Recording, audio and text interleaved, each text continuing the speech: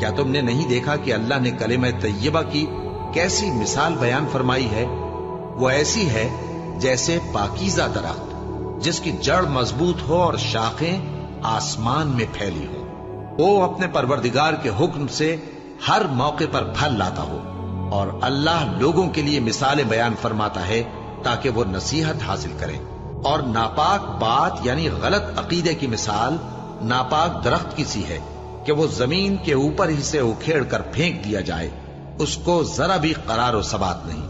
اللہ مومنوں کے دلوں کو صحیح اور پکی بات سے دنیا کی زندگی میں بھی مضبوط رکھتا ہے اور آخرت میں بھی رکھے گا، اور اللہ بے انصافوں کو گمراہ کر دیتا ہے، اور اللہ جو چاہتا ہے کرتا ہے۔ کیا تم نے ان لوگوں کو نہیں دیکھا جنہوں نے اللہ کے احسان کو ناشکری سے بدل دیا اور اپنی قوم کو تباہی کے گھر میں لا اتارا، یعنی دوزخ میں